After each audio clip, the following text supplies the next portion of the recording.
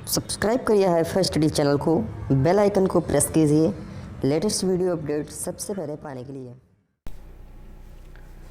Hello दोस्तों का फिर से आप सभी का बहुत बहुत स्वागत करता हूं आपके अपने चैनल हाईफाई स्टडी पे। दोस्तों आज की जो वीडियो है वो आप सभी की बाल विकास की पहली वीडियो होने वाली है। दोस्तों इससे पहले मैंने इसका सिलेबस के बारे में आपको बता दिया है। सबसे पहले हम लोग स्टार्ट करेंगे अपना अध्याय फर्स्ट, जो कि मैंने आपको सिलेबस में भी बताया था कि बाल विकास एवं इनकी अवस्थाएं। आज के इस वीडियो में हम लोग बाल विकास की अवस्थाओं में हम लोग सबसे पहले बाल विकास का अर्थ एवं परिभाषाएं देखेंगे। अलग अलग वैज्ञानिकों के अनुसार बाल विकास की जो परिभाषाएं हैं वो आपके लिए बेहद इंपॉर्टेंट होती हैं। इनको आप लोग जरूर ध्यान दीजिएगा, क्योंकि ये आपके मोस्टली बहुविकल्पी में रख देता है। एक कोई परिभाषा रख देगा, बोलेगा कि भाई किस वैज्ञानिक की है बताइए आप लोग, ठीक है। तो वहां पर अगर आपको पता है कि वो परिभाषा किस वैज्ञानिक की है तब आप लोग बता सकते हो, ऐसे नहीं बता सकते आप लोग, ठीक है। तो इस वजह से सभी की परिभाषाएं आप लोग देख लीजिए, सभी वैज्ञानिकों के नाम से आप लोग रूबरू हो जाइएगा, क्योंकि ये सारी चीज़ें मतलब ये वैज्ञानिकों से ये जो परिभाषाओं से रिलेटेड क्वेश्चन ही आपके लघोत्री में पूछ देता है कि भाई इनकी परिभाषा लिखिए, बाल विकास की इनकी परिभाषा लिखिए।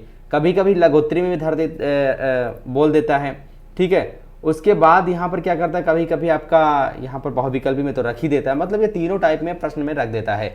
यानी कि बाल विकास, जैसे हम क्या कहते हैं इंग्लिश में भाई साहब, चाइल्ड डेवलपमेंट के नाम से जानते हैं। बाल विकास, चाइल्ड डेवलपमेंट। सबसे पहले बाल विकास का अर्थ एवं परिभाषा, meaning and definition of child development.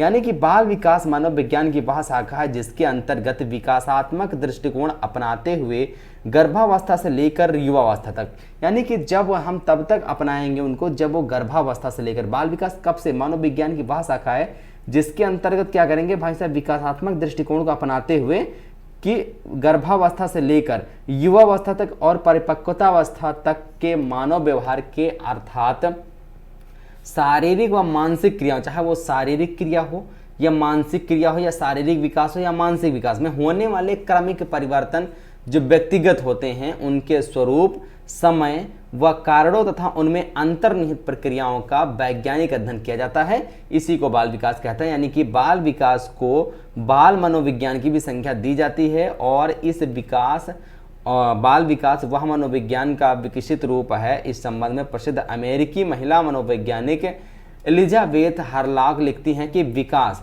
यहाँ पर क्या लिखती है, ये लाइन सबसे जो ज़्यादा हमारे लिए इंपॉर्टेंट है कि अगर पूछता है कि एलिजाबेथ मनोवैज्ञानिक के अनुसार बाल विकास की एक लाइन या परिभाषा लिखिए, वो ये कहते हैं कि विकास जो है, विकास के कुछ पहलुओं के बजाय बाल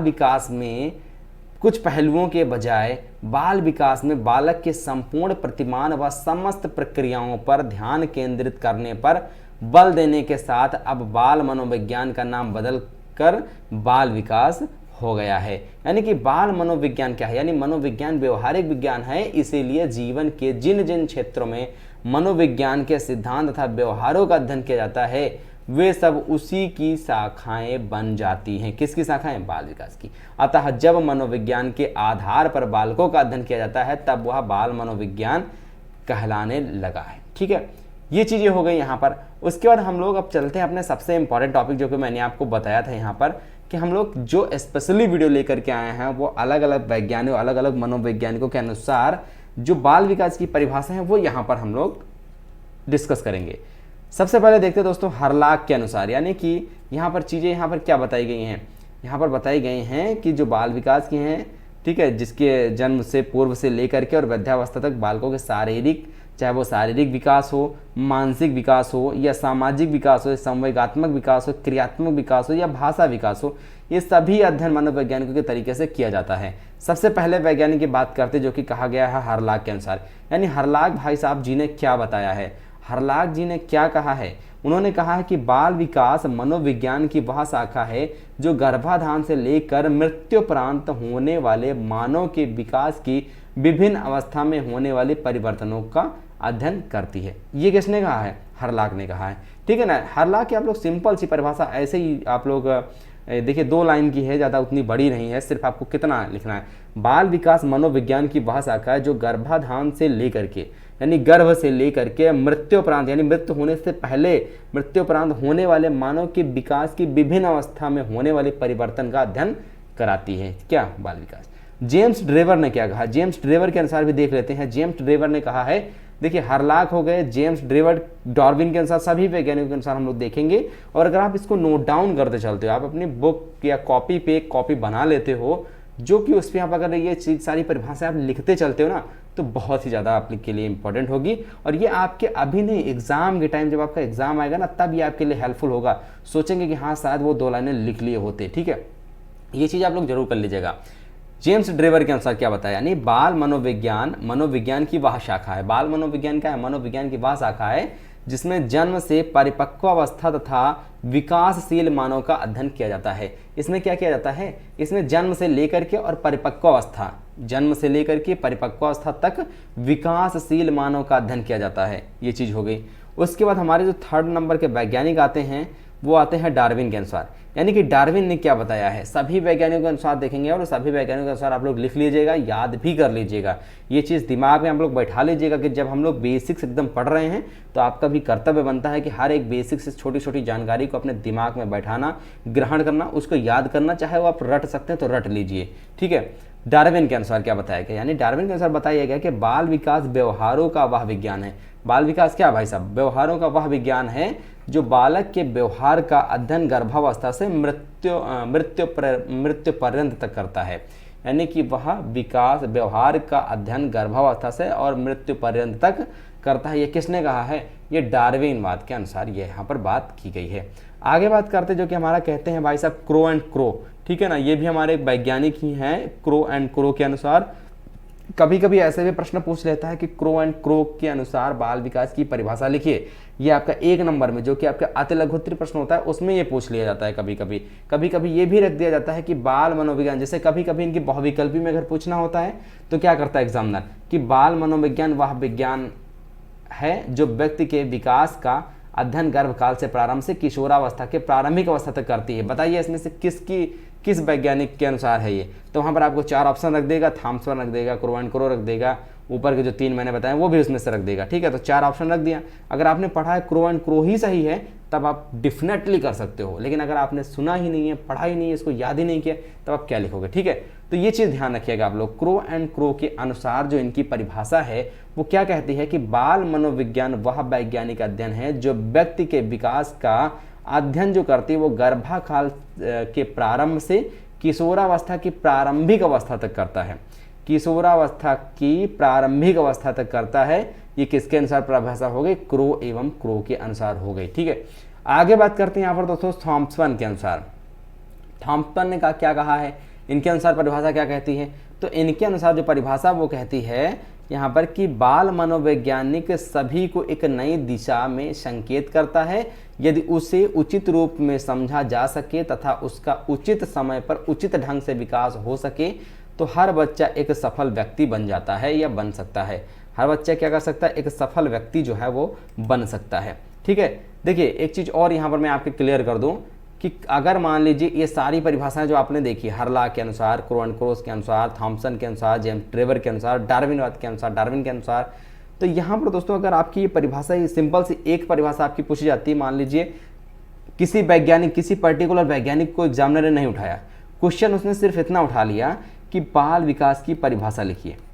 बाल विकास की एक परिभाषा लिखिए, ये चीज़ अगर लिख देता है तब आप इसमें से आप ये काम, ये नहीं आप लोग काम करिएगा कि हाँ भाई साहब हरलाक की ही हम लिखेंगे, जेम्स ड्रेवर की लिखेंगे, डार्विन के भी लिखेंगे या सभी की लिखेंगे, नहीं, ऐसा नहीं आपको करना। सिर्फ सिंपल यहाँ पर ये पूछा गया है कि बाल विकास की परिभाषा लिखना है आपको बस। तो उसमें से आपको अगर हरलाक की याद है तो हरलाक की लिख दीजिएगा, जेम्स ड्रेवर की याद तो जेम्स ड्रेवर की लिख दीजिएगा, डार्विन की याद है तो डार्विन की लिख दीजिएगा, क्रो एंड क्रो की याद है तो क्रो एंड क्रो की लिख दीजिएगा, थॉम्सन की याद थॉम्सन की लिख दीजिएगा।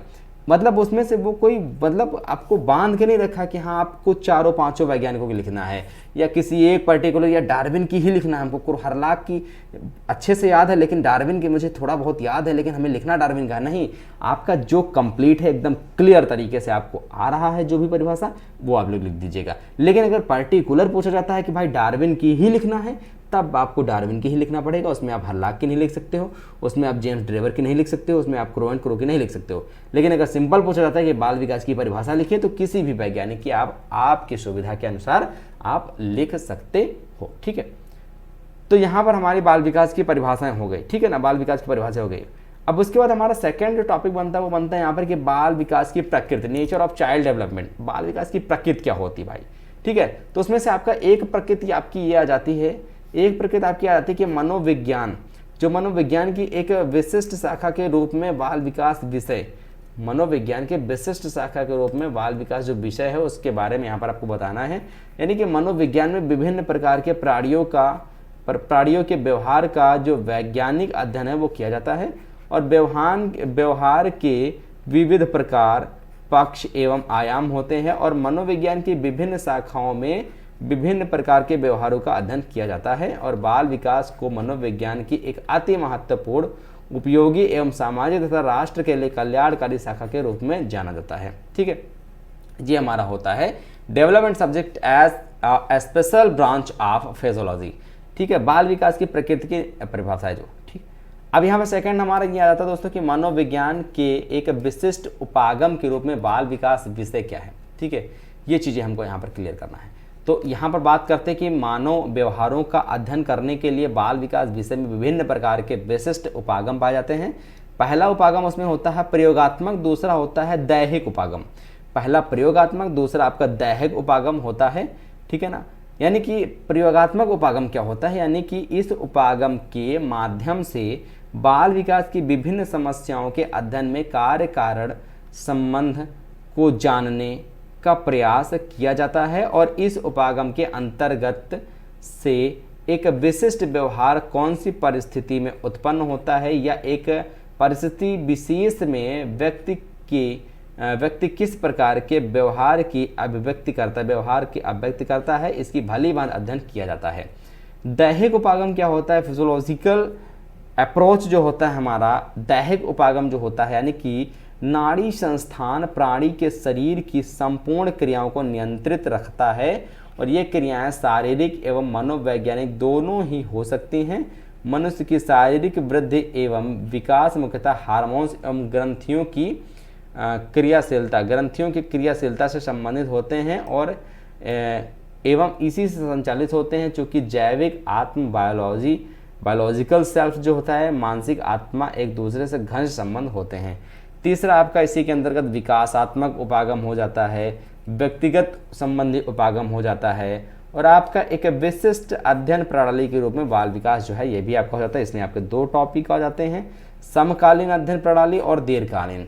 अगर पूछता है आपका अगर आपसे पूछता है एक विशिष्ट अध्ययन प्रणाली के रूप में बाल विकास को बताना, तो बाल विकास विषय बाल मनोविज्ञान का ही एक विकसित रूप है, और इसकी अपनी एक विशिष्ट पद्धति है, और बाल विकास की विकासात्मक प्रकृति वाली समस्याओं का अध्ययन दो प्रणालियों द्वारा किया जाता है। कौन कौन सी प्रणाली, एक तो आपका समकालीन अध्ययन प्रणाली आ जाता है, दूसरी आपकी दीर्घकालीन अध्ययन प्रणाली जो है वो आ जाती है, ठीक है।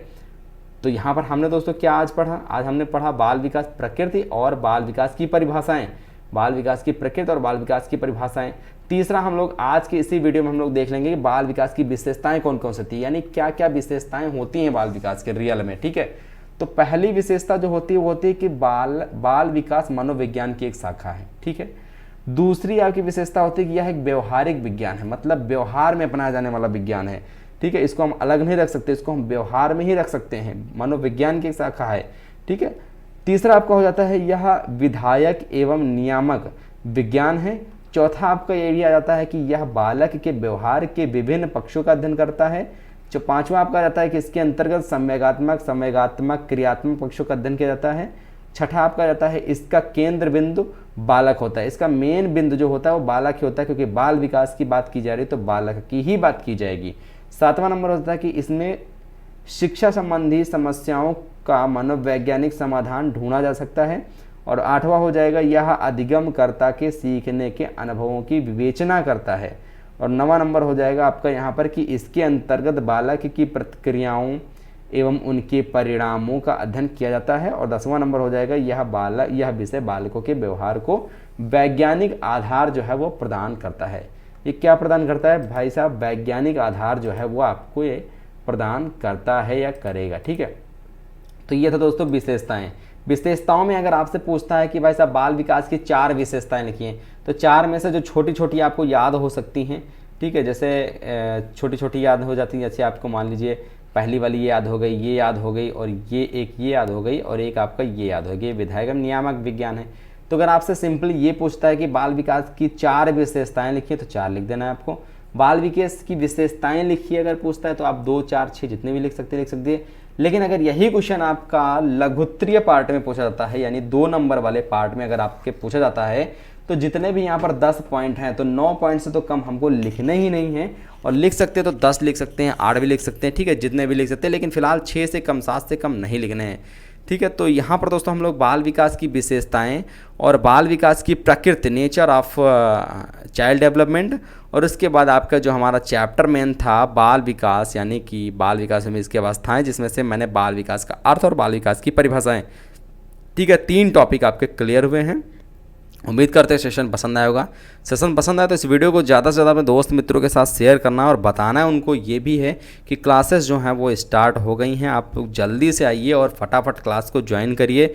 कोई भी क्लास आपकी छूटनी नहीं चाहिए। हर एक सब्जेक्ट की क्लास, जो कि आपको पता है 8 सब्जेक्ट हैं, तो 8 सब्जेक्ट की क्लास जो है वो आपकी चलाई जाएंगी, बिल्कुल बेसिक तरीके से आपकी चलाई जाएंगी। और मैंने सिलेबस में आपको सब कुछ बता दिया कि हमें किन किन स्ट्रेटजी से हमको काम करना है, किस किस तरीके से हमको काम करना है। एक अपना एक नियम बना के चलना है कि हमें इतना पढ़ना है और इससे बाहर नहीं पढ़ना है और उससे बाहर आएगा भी नहीं, ठीक है ना। इस वीडियो को यहीं पर एंड करेंगे, मिलेंगे नेक्स्ट वीडियो के साथ। तब तक सो जय हिंद, जय भारत, वंदे मातरम। और हाँ, एक बात और याद रखिएगा, अपने दोस्त मित्रों को ज्वाइन करना बिल्कुल भी मत भूलेगा। जय हिंद, वंदे मातरम।